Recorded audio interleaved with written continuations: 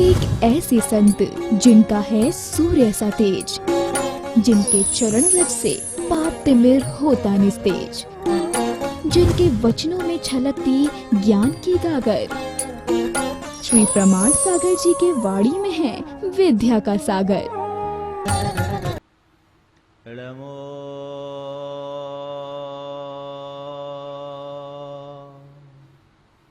अरिहन्ताणं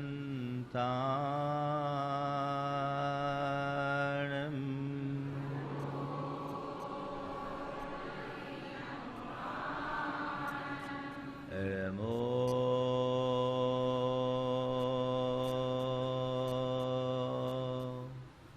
सिद्धारणं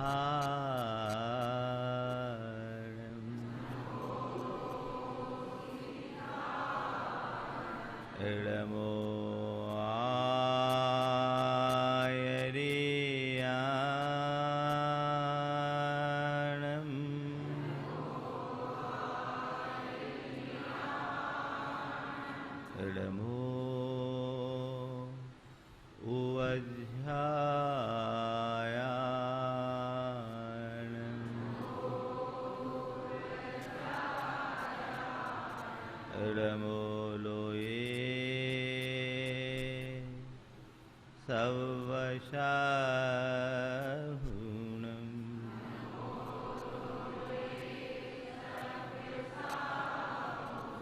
एसो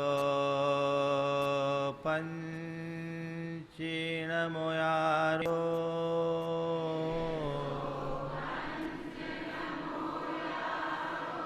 सौवपावपनाशनो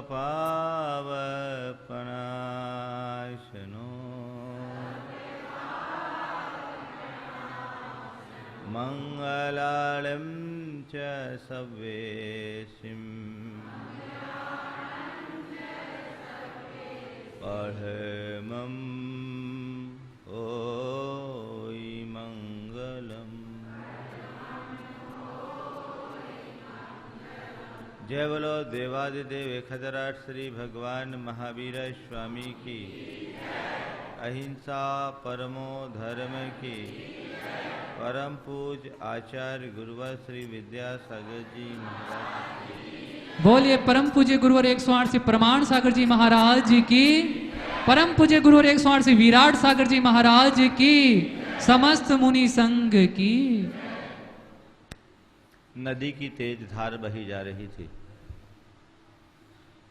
उस प्रवाह में दो तिनके भी थे। पहला तिनका नदी की धार से जूझ रहा था। वह उसका रास्ता रोकना चाहता था।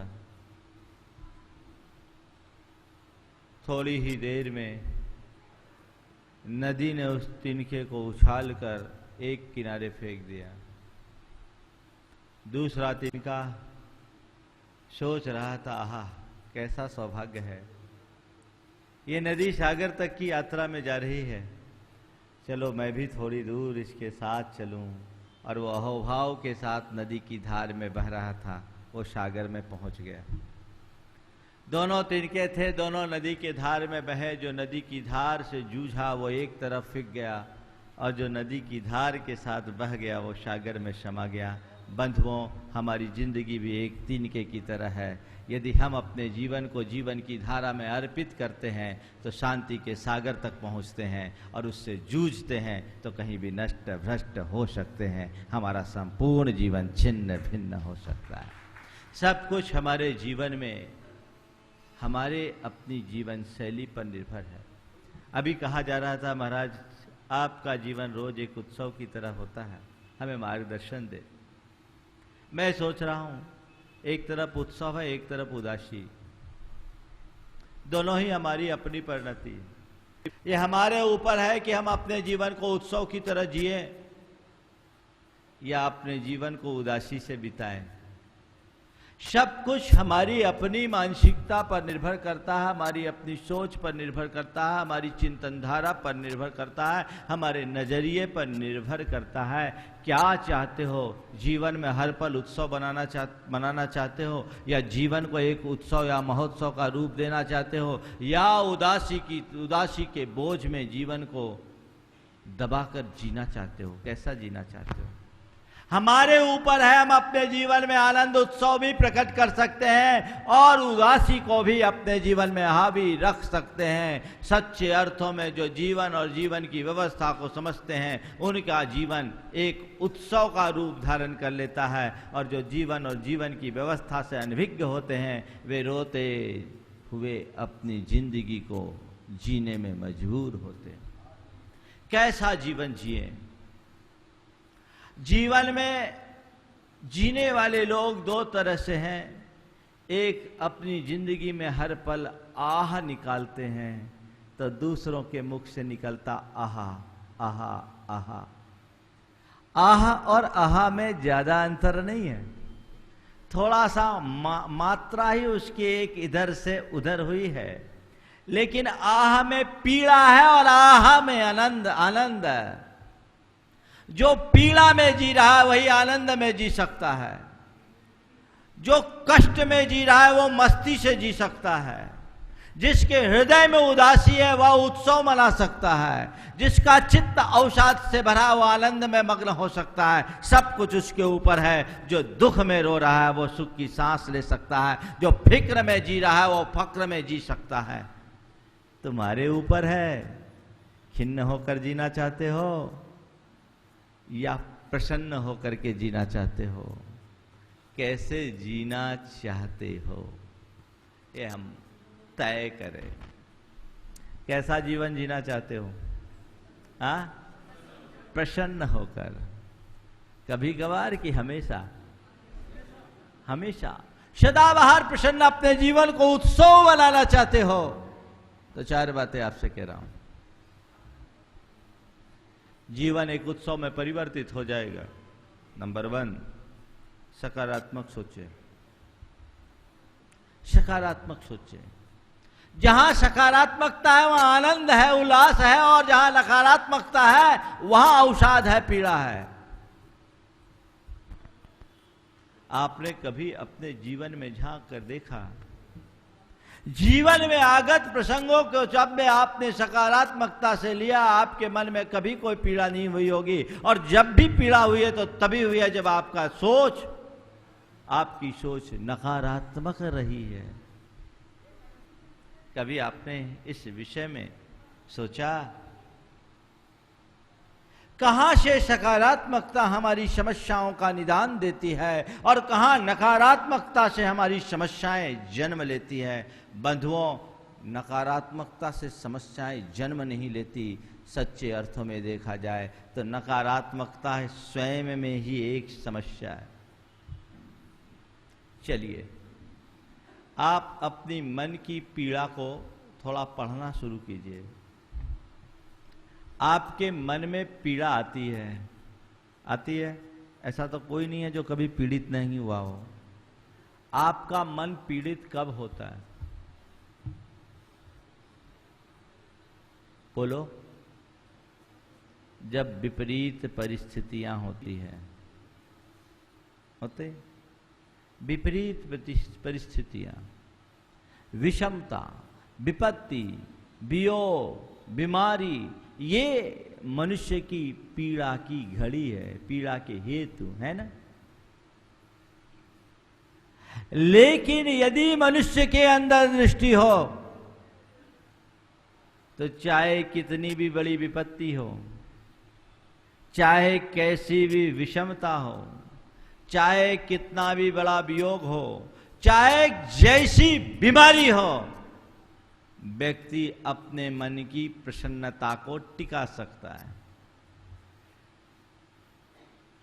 एक व्यक्ति के जीवन में विपत्ति आई, वो टूट गया। क्यों? क्योंकि उसने विपत्ति को सहने की सामर्थ्य अपने भीतर विकसित नहीं की। देखो, हथौड़ी कांच पर पड़ती है, कांच चकनाचूर हो जाता है, और हथौड़ी सोने पर पड़ती है, सोना दमक उठता है। सोने पर जितनी हथौड़ी पड़ती है, सोने में उतनी दमक और चमक प्रकट होती है, और कांच हथौड़ी के एक प्रहार से टूट जाता है। जिस मनुष्य का जीवन अपने प्रति सकारात्मक होता है, उसके लिए विपत्ति एक हथौड़ी के प्रहार की तरह है, जो उसे सोने की तरह चमक और दमक देती है, पूर्व की अपेक्षा मजबूत बनाती है। और जो अपने जीवन और जीवन की व्यवस्थाओं को नहीं जानता, वो कांच की तरह टूट जाता है। विपत्ति आई, किसके जीवन में विपत्ति नहीं आती? लेकिन यदि तुम्हारे जीवन में सुख सकारात्मकता है, तो तुम विपत्ति में भी संपत्ति खोजोगे, दुख में भी सुख ढूंढोगे, प्रतिकूल की अनुकूल व्याख्या करोगे, बुराई में अच्छाई देखोगे। विपत्ति में भी संपत्ति। मेरे संपर्क में एक व्यक्ति, जिसे अपने कारोबार में लंबा नुकसान हुआ, ऐसा नुकसान जो उस व्यक्ति के झेलने लायक नहीं था। विपत्ति आई। साधारण आदमी ऐसी घड़ी में क्या करेगा? रोएगा, धोएगा, गहन अवसाद से ग्रसित हो जाएगा, डिप्रेशन का शिकार हो जाएगा। अरे भाई, इतनी बड़ी समस्या आ गई, अब क्या किया जाए? इतनी बड़ी विपत्ति आ गई, अब क्या किया जाए? वो रोएगा, धोएगा, आरजू मिन्नतें करेगा, अपनी ज़िंदगी से हारेगा। और कई लोग तो ऐसी स्थिति में जीवन से हार कर सुसाइड करने जैसा कदम उठा लेते हैं। लेकिन दाद देनी होगी उस व्यक्ति की। इतना लंबा नुकसान होने के बाद बेटे उसके चिंतित हुए। उसने अपने दोनों बेटों को बुलाया और कहा, बेटा, व्यापार है, कभी कमाते हैं तो कभी नुकसान भी होता है। हमें व्यापार को व्यापार की तरीके से करना चाहिए। नुकसान हुआ है, ठीक है, लेकिन घबराने की बात नहीं है। हमने आज जो भी हमारा नुकसान हुआ है, हमने अपने जब कैरियर की शुरुआत की थी, हमारे पास कुछ भी नहीं था। हमने 500 रुपये से अपने कैरियर की शुरुआत की। आज करोड़ों का साम्राज्य हमारे साथ जुड़ा और नुकसान हुआ है, करोड़ों का नुकसान हुआ। कोई चिंता करने की बात नहीं है। हम ये सोचेंगे कि आज से हम नई गिनती शुरू कर रहे हैं। जो नुकसान हुआ उसको भूल जाओ, आगे हमें इसकी भरपाई कैसी करनी है उसके बारे में सोचो। ये मत सोचो कि नुकसान हुआ, ये सोचो कि नुकसान तो हुआ पर कर्जा नहीं हुआ। यही हमारी बड़ी उपलब्धि है। आज हम बिना कर्ज के भार के फिर खड़े हो सकते हैं। उनने अपने बेटों को कहा, मेरे पास आए, उन्होंने कहा, महाराज, मैंने अपने बेटों से कहा कि बेटे, मैंने जीवन में एक ही सूत्र अपनाया है कि जब अपने सामने इतनी सी समस्या हो, हमारे सामने समस्या इतनी बड़ी हो, तो स्वयं को इतना बड़ा बना लो, समस्या अपने आप छोटी हो जाएगी। बस समस्याओं से हारो मत, अपने जज्बे को तैयार करो, अपने आप आगे बढ़ जाएंगे। और उस व्यक्ति ने साल भर अपना बिजनेस नहीं किया, अपने सिस्टम को सुधारा, बिजनेस को रेक दे करके सिस्टम को सुधारा, और फिर उसके बाद नए सिरे से बिजनेस की शुरुआत की। 2 साल में अपने बिजनेस को 300% ग्रोथ दे दिया। यह है जीवन के प्रति सकारात्मकता का परिणाम। तुम्हारे अंदर भी ऐसा फैसला होना चाहिए। यदि उसकी सोच नकारात्मक होती तो वो टूट चुका होता। जीवन में हमेशा सकारात्मक बने, विपत्ति में संपत्ति देखे। एक आदमी ने अपना मकान बनाया, 8 रोज बाद उसे मकान में प्रवेश करना था। संयोग की मकान में आग लग गई और मकान धू धू करके जल गया। उसके सपनों का महल राख में बदल गया। लोग घबराए, उसे सांत्वना देना चाहे, सहानुभूति प्रकट करने आए, लेकिन वो व्यक्ति बड़ा निश्चिंत, उसके चेहरे में बड़ी स्थिरता के भाव। उसने कहा, मैं भगवान का बड़ा शुक्रगुजार हूँ, कृतज्ञ हूँ भगवान के प्रति कि आग आज लगी। 8 रोज बाद मैं इस मकान में प्रवेश करने वाला था, यही आग अगर 8 रोज बाद लगी होती तो मकान के साथ मेरा परिवार भी स्वाहा हो जाता। मकान तो फिर भी खड़ा हो सकता है, परिवार अगर भस्म हो गया होता तो कुछ नहीं होता। यह है विपत्ति में संपत्ति के दर्शन का उदाहरण। ऐसा मनुष्य कभी दुखी हो सकता है? बंधुओं, एक बात मैं आप सबसे बड़े स्पष्ट कहता हूं, सुख मनुष्य के जीवन के सुख में तो फिर भी कोई और दूसरा निमित्त बन सकता है, पर दुख तो मनुष्य का स्वयं का क्रिएशन है। वो हम खुद अपने मन को दुखी करते हैं। संकट आए, पीड़ा आए, पर पीड़ित हो ये कोई जरूरी नहीं। तुम्हारी सोच अच्छी होगी तो तुम विपत्ति में भी संपत्ति ढूंढ लोगे, और तुम्हारी सोच खराब होगी तो संपत्ति भी तुम्हारे लिए विपत्ति बन जाएगी, जैसा कि अक्सर होता है। दुख में सुख खोजो, ये सकारात्मकता की पहचान। अभी आप सबसे पूछूं कि आप लोगों के जीवन में कोई दुख है? सब लोग सैकड़ों दुख ला के रख देंगे। रखेंगे कि नहीं रखेंगे बताओ? हर आदमी अपने आप को दुखी महसूस करता है, लेकिन थोड़ा सा अपने नीचे वाले को देखो और उनसे अपनी तुलना करो तो कहोगे अरे वाह, मैं कितना सुखी हूं। आप अपने आप को दुखी मानते हो, इसलिए दुखी मानते हो कि आपका स्वास्थ्य अनुकूल नहीं है, इसलिए दुखी मानते हो कि परिवार में सबके बीच सामंजस्य नहीं है, इसलिए दुखी मानते हो कि धन संपत्ति बहुत ज्यादा नहीं है, कारोबार में पर्याप्त सफलता नहीं है, इसलिए दुखी मानते हो कि हमारी संतान हमारे अनुकूल नहीं है। ये और इन जैसे सैकड़ों कारण हो सकते हैं। इन सब कारणों से तुम अपने आप को दुखी मानते हो ना? थोड़ा देखो कि तुम ये मानते हो कि मैं इसलिए दुखी हूं कि मेरा शरीर अनुकूल नहीं है। अपने शरीर को देखो और एक बार अस्पताल का चक्कर लगा करके आओ, उनके शरीर से अपनी तुलना करो, फिर सोचो तुम दुख मनाने लायक हो या आनंद मनाने लायक हो कि देखो मैं कितना सुखी हूँ, कम से कम चल फिर रहा हूँ, बोल बता रहा हूँ, अपना काम तो कर रहा हूँ। मैं अपने आप को बीमार मानूं, ये मेरी भूल है। बीमार तो वो है जो अस्पताल में पड़ा है, बीमार तो वह है जो पैरालाइज्ड है, बीमार तो वह है जो कोमा में पड़ा है, बीमार तो वह है जिसे सर्जरी के दौर से गुजरना पड़ रहा है। मैं कहाँ बीमार, मुझसे स्वस्थ और कोई नहीं है। ये सोच, क्या सोचते हो? मैं दुखी हूं। अरे तुम दुखी हो, चल फिर रहे, उठ रहे, बैठ रहे, दुखी तो उसको होना चाहिए जिसके दोनों पांव कटे हुए, दोनों हाथ कटे हुए। कौन दुखी, तुम कि वो? अगर सकारात्मक सोचोगे तो दुख में भी सुख के दर्शन होंगे। माना तुम्हारे जीवन में ढेर प्रकार के दुख तुम्हें दिखाई पड़ते हैं, लेकिन यदि देखोगे तो औरों की अपेक्षा तुम बहुत सुखी हो। तुम कहते हो कि मेरे पास ज्यादा संपत्ति, पर्याप्त संपत्ति नहीं है, तो एक बात ध्यान रखना, जिनको तुम संपत्तिशाली मानते हो उनसे भी पूछोगे तो वो भी कहेंगे हमारी संपत्ति पर्याप्त नहीं है, क्योंकि संसार में पर्याप्त की कोई परिभाषा ही नहीं बनी। कितना होने पर पर्याप्त होगा कोई नहीं कहा जा सकता, आखिरी तक अपर्याप्त है। तुम अगर अपने जीवन को देखोगे तो जो है तुम्हारे लिए पर्याप्त है, क्योंकि तुम्हारे पास अपना घर, अपना मकान, सब कुछ अपना है। थोड़ा नीचे जाकर किसी स्लम बस्ती में जाओ तो देखोगे उनके पास तो एक झोपड़ी भी नहीं है। उनसे कितने भाग्यशाली हो। दुख में सुख खोजने की कोशिश करो। तुम्हारे परिवार में आपस में विचारधारा नहीं मिलती, इसलिए तुम दुखी हो।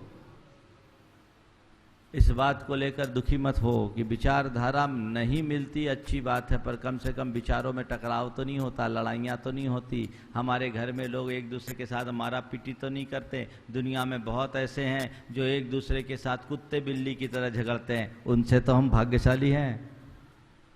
बोलो, हो सकता है कि नहीं हो सकता? और मुंडे मुंडे मित्र भिन्ना, विचारधारा में टकराव तो सबका होगा। वैचारिक टकराव होना अलग बात है और वैचारिक प्रतिद्वंदता होना अलग बात है। जहाँ विचार भेद होंगे तो दोनों के अलग अलग विचार होंगे ही, लेकिन जहाँ एक दूसरे के विचार एक दूसरे पर थोपने की प्रवृत्ति होती है वहाँ लड़ाइयाँ होती है। अपने आप को भाग्यशाली मानो कि विचार भिन्नता होने के बाद भी इंटरनल एडजस्टमेंट है, सब अपनी अपनी विचारधारा के साथ जी रहे हैं। यही तो जीवन का रस है, यही तो जीवन का आनंद है, यही आनंद आ सकता है।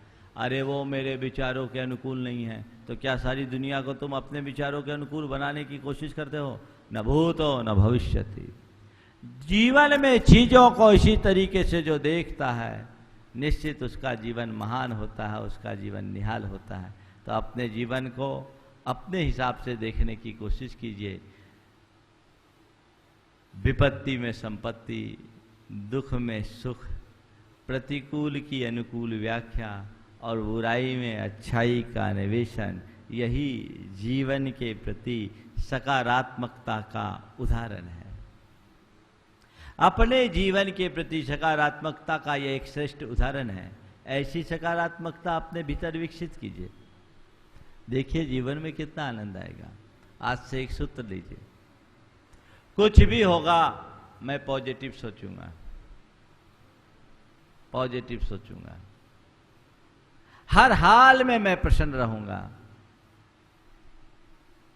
आपको कोई दुखी कर सकेगा? कोई नहीं कर सकता। बहुत कुछ हमारे ऊपर निर्भर करता है। तो पहली बात, सदाबहार प्रसन्न रहना चाहते हो, जीवन को आनंद उत्सव बनाना चाहते हो, सकारात्मक सोचें, अच्छे ढंग से सोचें। देखो, सोच मनुष्य को कैसे महान बनाती है। एक करोड़पति पिता ने अपने बेटे को जीवन का अनुभव कराने के लिए अपने फार्म हाउस से बाहर लेकर गांव के दर्शन कराने एक किसान के घर ले गया। किसान के घर पूरी रात रुका, एक दिन रुका, और लौटने के बाद बेटे से पूछा कि बेटा, हम एक रात पूरे गरीब आदमी के घर रुके, दुनिया में हमें अमीर कहा जाता है, तुमने क्या फर्क महसूस किया हमारे यहाँ और वहाँ में? यहाँ और वहाँ में तुमने क्या फर्क महसूस किया? उसने कहा, पापा मुझे कोई खास फर्क नहीं लगा। बोले क्यों? बोले हमारे पास एक बड़ा सारा फार्म हाउस है और उस फार्म हाउस के साथ एक मैदान है, इनके पास एक बड़ा सा घर है और उसके पीछे लंबी चौड़ी खेत। हमारे फार्म हाउस में इंपोर्टेड लाइट लगे, इनके यहाँ आसमान की चांदनी। हमने फार्म हाउस में एक कुत्ता पाल रखा है और इनके यहाँ 4-4 कुत्ते हमेशा इनका साथ देते हैं। हमने फार्म हाउस के पिछवाड़े में एक छोटा सा स्विमिंग पूल बना रखा है और इनके लिए विशाल लंबी सी नदी है। हमारे ऋण में कोई अंतर नहीं। हमें लगता है कि हम अमीर हैं, पर हमारी अमीरी एक सीमा में, एक दायरे में है, पर सच्चे अर्थों में देखा जाए तो इनकी जो विरासत है हमसे कई गुनी बड़ी है। पिता ने अपने बेटे के सकारात्मकता को देखा और उसे हृदय से लगा लिया। जीवन को देखने का ये भी एक नजरिया है, ये भी एक नजरिया है, ये भी एक दृष्टिकोण है, जिस दृष्टिकोण को आत्मसात कर लेने के बाद मनुष्य के जीवन में आमूल-चूल परिवर्तन घटित होता है। तो जीवन में आनंद बनाए रखना चाहते हैं तो नंबर 1 सकारात्मक सोचे। नंबर 2 विधि के विधान पर विश्वास रखें। क्या कहा? विधि के विधान पर विश्वास रखें।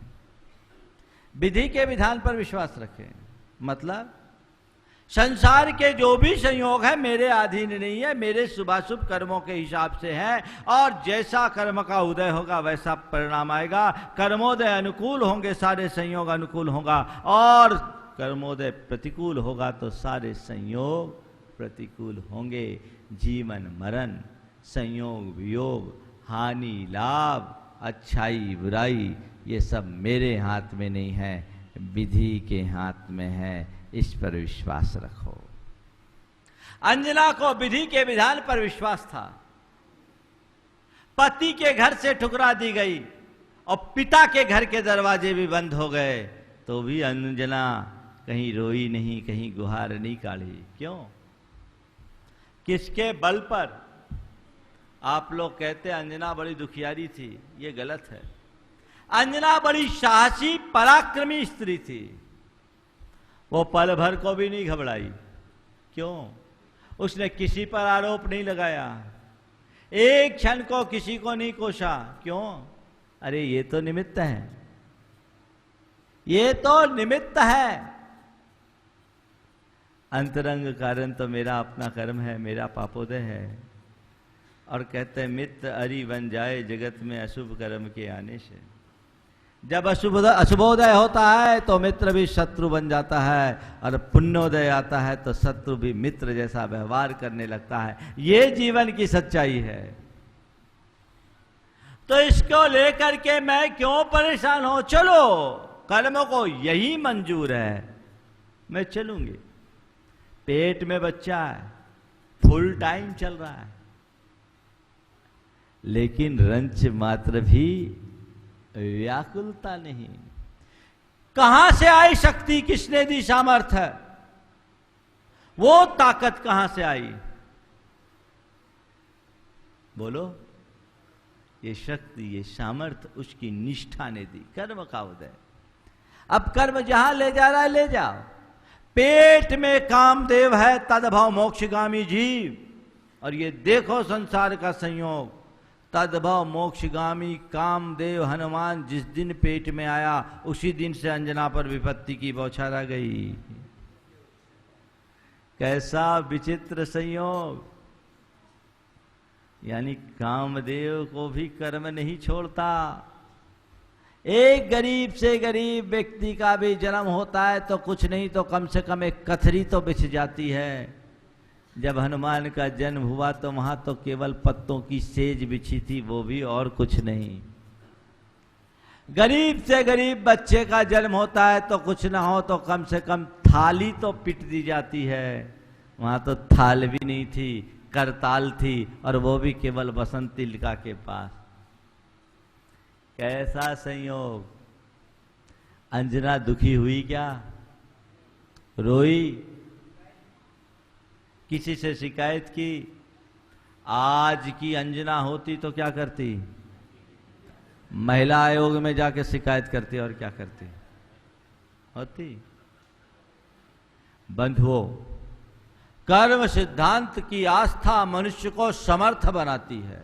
दुखों को सहने में, कष्टों को सहने में, पीड़ा को सहने में, विपत्तियों को झेलने में समर्थ बनो। अपनी सामर्थ्य को विकसित करो। ये विधि के विधान पर तुम्हारा विश्वास होगा, धरती उलट पुलट हो जाएगी पर तुम्हारे अंदर स्थिरता बनी रहेगी। विधि के विधान पर विश्वास है। तुम लोगों को विश्वास? तुम लोग क्या करते हो मालूम?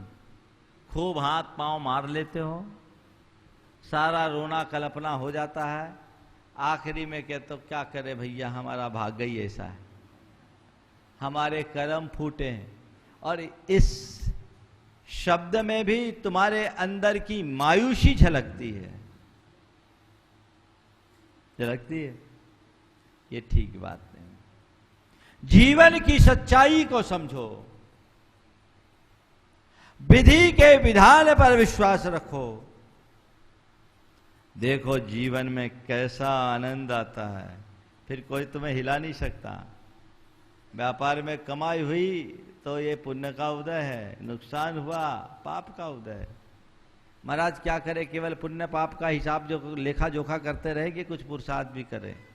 मैं ये नहीं कहता कि केवल पुण्य पाप की रट लगाते रहो, पुरुषार्थ करो, लेकिन ये मान करके चलो मेरा पुरुषार्थ निमित्त है। मेरे पुरुषार्थ में जब पुण्य की बैकिंग आएगी तो मैं सफल हो जाऊंगा, और मेरे पुरुषार्थ के साथ यदि पाप का अटैक होगा तो मैं विफल होऊंगा। मेरा पुरुषार्थ मेरे हाथ में है, पर साथ में रहने वाला पुण्य और पाप मेरे हाथ में नहीं है। इस विश्वास के साथ जियो। सफल होने पर रो मत,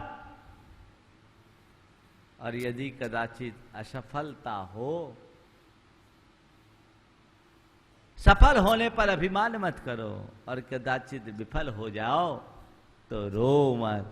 ये सोचो कि विफलताओं में ही सफलता का बीज छिपा होता है। आज विफल हुआ हूं, कल सफल होऊंगा, और ये सफलता भी स्थायी नहीं, ये विफलता भी स्थायी नहीं, ये सब कर्म की करामात है।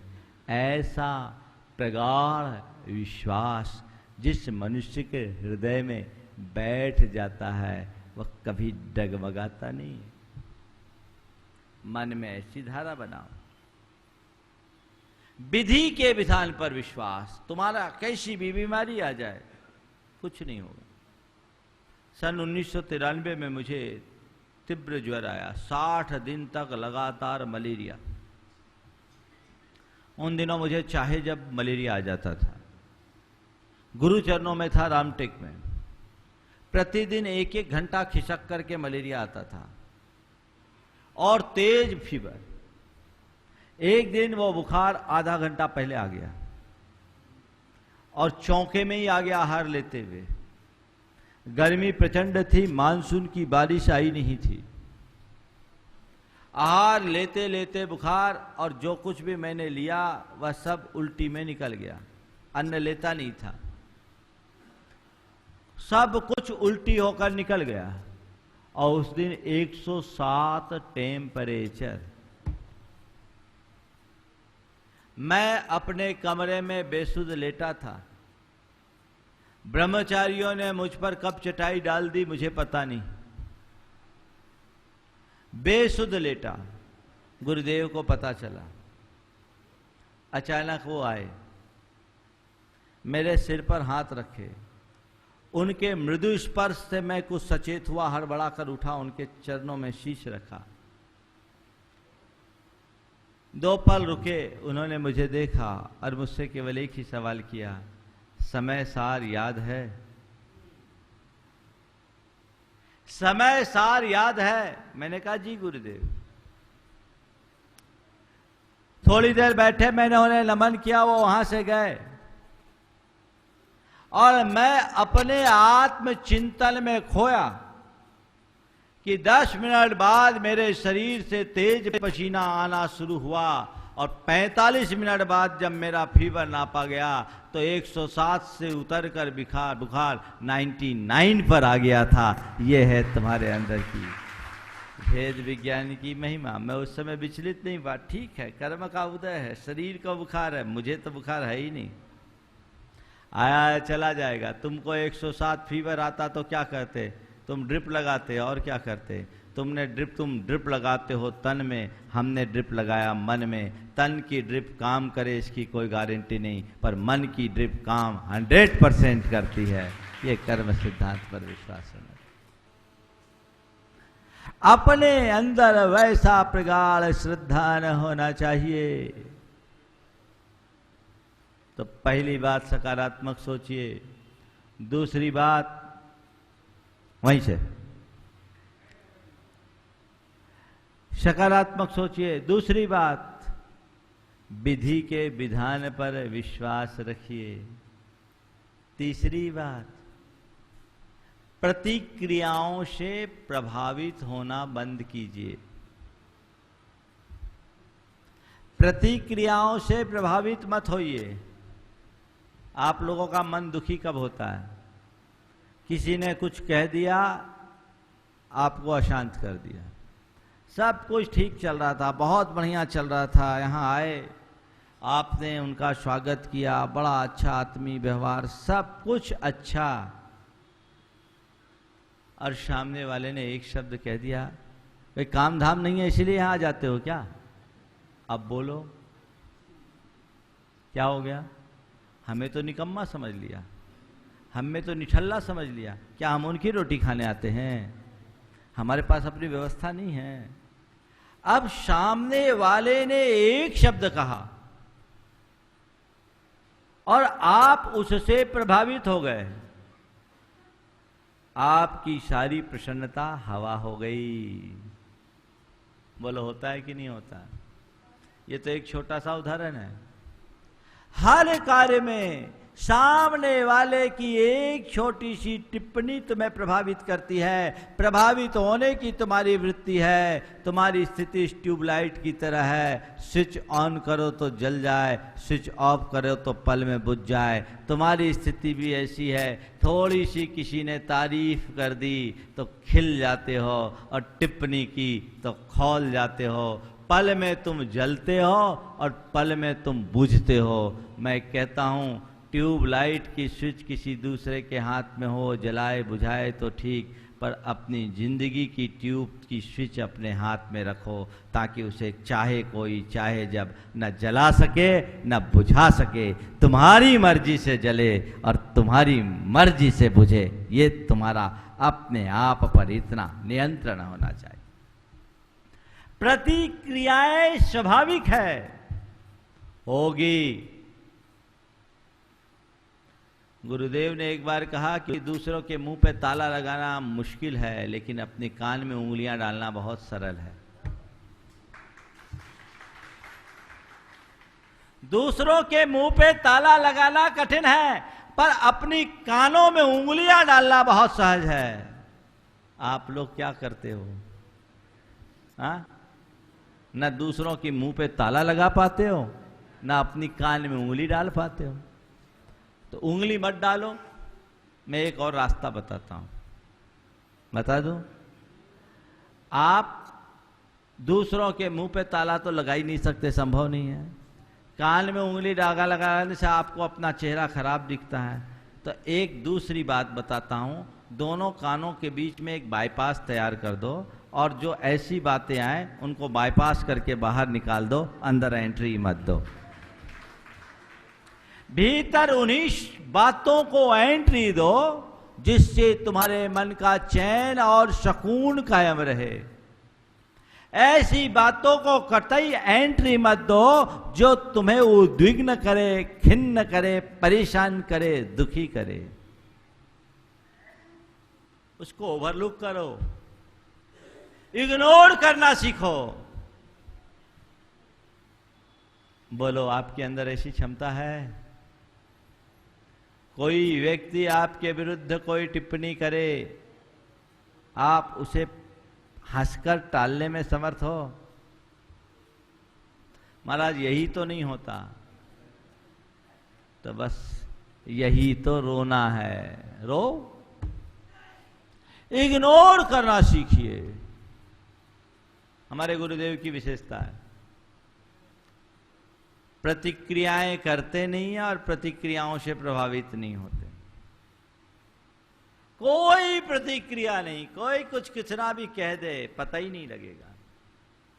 महान पुरुषों के जीवन की ये विशेषता होती है, वो दूसरों की प्रतिक्रियाओं से प्रभावित नहीं होते और जल्दी से अपनी कोई प्रतिक्रिया नहीं करते। मैं आपसे ये कहना चाहता हूं कि पूरी तरह से प्रतिक्रियाओं से प्रभावित न हो, ऐसा संभव न हो तो कम से कम इतना करो कि मैं दूसरों की गलत प्रतिक्रियाओं से प्रभावित नहीं होऊंगा और दूसरों के प्रति गलत प्रतिक्रिया न करूंगा, नकारात्मक प्रतिक्रियाओं से अपने आप को बचाऊंगा। इतना तो कर सकते हो। जो मनुष्य छोटी छोटी बातों से प्रभावित होता है वो खुद से परेशान होता है। क्या बोला मैंने? खुद से परेशान। खुद से परेशान का मतलब अपने आप में ही परेशान होगा। उसे हर चीजें प्रभावित करेगी, हल्की हल्की बातें पिंच करेगी। तो जो इनको बातें पिंच करेगी वो पंच होगा, और क्या होगा? पिंच हो गए तो पंच तो होना ही है। अपने जीवन की धारा को बदलिए और छोटी छोटी बातों से प्रभावित होने की आदत को बदल डालिए। आखिरी बात, वर्तमान में जीना सीखिए। जीवन को उत्सव और आनंद बनाना चाहते हो, वर्तमान में जिए, अतीत को भूल जाइए, भविष्य की चिंता मत कीजिए। लोगों की मनस्थिति क्या है, किसी से भी बात करो तो या तो वो भविष्य की प्लानिंग की बात करेगा, मैं ये करूंगा, मैं वो करूंगा, मैं ये करूंगा, मैं वो करूंगा, या अतीत की बात करेगा, मैंने ऐसा किया था, मैंने वैसा किया था। यानी किसी भी व्यक्ति से मिलो तो उसकी भाषा में या तो गा होगा या था होगा, या तो गा या तो था। सच्चे अर्थों में यही तुम्हारे दुख की गाथा है। जब तक गा और था में रहोगे ना, तो तुम्हारे जीवन के दुख की गाथा चलती रहेगी। इस गाथा को बदलना है में आके स्थिर हो जाओ। गाथा को भूलो, भविष्य अभी आया नहीं है और अतीत पास्ट हो चुका है। पास्ट को डस्टबिन मानो, फ्यूचर को नोटिस बोर्ड और प्रेजेंट को अपने सामने की टेबल मानकर उसमें जो कुछ करना है सो करते जाओ, तुम्हारा जीवन सफल हो जाएगा। वर्तमान में जिए, अतीत में होने वाली गलतियों को बार बार याद करके चिंता मत कीजिए, अतीत से सीख लीजिए और अपने वर्तमान को सुधारिए और सुंदर भविष्य की नींव डालिए। भविष्य की चिंता में मत उलझिए। चिंता करने से भविष्य नहीं सुधरता, चेष्टा करने से भविष्य सुधरता है। और चेष्टा करने के लिए भविष्य में हमारे पास कुछ नहीं है, जो कुछ है वो वर्तमान में है। वर्तमान में अच्छी चेष्टा करेंगे, भविष्य अपने आप उज्जवल हो जाएगा। इसलिए वर्तमान में जिए, आज में जिए, कल पर जीना छोड़ दीजिए। लेकिन लोग आज की चिंता कम करते हैं, कल की चिंता ज़्यादा। और कल की चिंता करने वालों का हाल कैसा होता बताऊं। एक परिवार में खेती से जीविका चलती थी, 12 बोरा अनाज होता था, 12 महीना चल जाता था। एक साल कुछ ऐसा हुआ कि फसल थोड़ी कमज़ोर हुई और 12 बोरा की जगह 11 बोरा अनाज हुआ। 11 बोरा अनाज हुआ, अब 1 बोरा अनाज कम हो गया। पूरे परिवार में 1 महीने के अनाज का संकट था। पूरे परिवार भर के लोगों ने रात भर मीटिंग की कि 1 महीने के अनाज का संकट है, क्या करें। सारे परिवार के लोग बहुत ज़्यादा दूरदर्शी थे। उन सब ने तय किया कि 1 महीने के अनाज का सवाल है, ये बड़ा संकट है और इस संकट का सामना हम सबको मिलजुल करके करना होगा। एक काम करते हैं, हम सब तय करें, सब लोग 1 महीना उपवास करें, बाद में 11 महीना खाएंगे। अब बताओ बचेगा क्या? तुम लोगों की दशा ऐसी ही कुछ है। अरे भाई 12 महीने की बात है, 11 महीना आया है तो 11 महीने का अनाज से भी हम 12 महीना काम चला सकते हैं। पर अनाज कम है, कम है, कम है। जिंदगी में जब तक अपने जीवन के संसाधनों को कम, भैया वहीं से करो, पीछे से, कम कम कम आंकते रहोगे, तुम्हारे जीवन की कमी पूरी नहीं हो सकेगी। भाई बीच में नहीं आओ, वहीं से करो। ये कमी पूरी नहीं होगी। अपने जिंदगी की कमी को पूरी करना चाहते हो, वर्तमान में जीने का अभ्यास करो। बस ये देखो, जो आज है वो सब है, मेरे भाग्य में जो होगा वही मुझे मिलेगा। मैं कल की चिंता क्यों करूं? वर्तमान में जीने का अभ्यास रखेंगे, निश्चित वो हमारे जीवन की सफलता का आधार बनेगा। तो आज की 4 बातें, सकारात्मक सोचिए, विधि के विधान पर विश्वास रखिए, प्रतिक्रियाओं से प्रभावित होना बंद कीजिए और आज में जीना सीखिए। ये चारों ऐसे आधार स्तंभ हैं जो हमारे जीवन को एक उत्सव का रूप दे सकते हैं।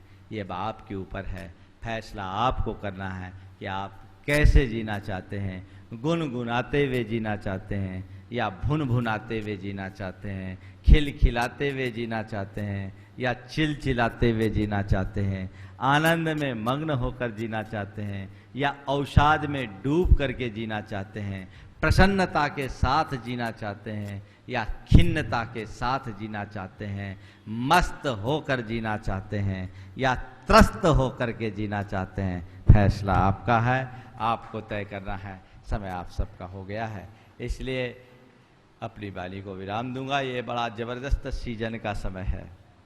ये जो समय है ना, बड़ा सीजन का समय है और कुचामन वालों को बड़ा सौभाग्य का समय है। इस समय सब तरफ से लोगों का आना जाना होता रहता है।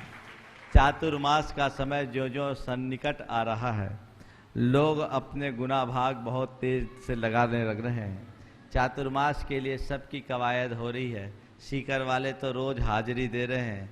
आज अजमेर के लोग भी सदल बल यहाँ आए ऐसा दिख रहा है, पहले भी आए थे।